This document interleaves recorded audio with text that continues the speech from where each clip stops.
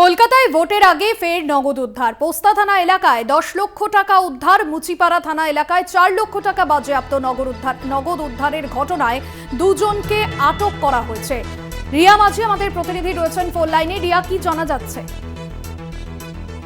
ভোটের আগে ফের উদ্ধার 14 লক্ষ টাকা শহর থেকে, এবং তোমাকে জানিয়ে রাখবো যে পোস্তা থানা এলাকায় 10 লক্ষ টাকা এবং মুচিপাড়া থানা এলাকা থেকে 4 লক্ষ টাকা উদ্ধার, এবং দুই যুবককে তাদেরকে আটক করা হয়, এবং আটক করে তাদের যখন পুলিশের কাছে স্পেসিফিক ইনফরমেশন ছিল এবং সেই কারণের জন্য তাদেরকে আটক করে যখন দেখা হয় যে তাদের কাছে লক্ষাধিক টাকা রয়েছে এবং সেগুলো ক্যাশ টাকা রয়েছে, তারপরে কিন্তু তাদেরকে জিজ্ঞাসাবাদ করা হয় যে কোথা থেকে এই টাকা আনছে এবং সেই টাকার কোনো ডকুমেন্ট রয়েছে কিনা তাদের কাছে, কিন্তু কোনো রকম সদুত্তর তারা দিতে পারেনি।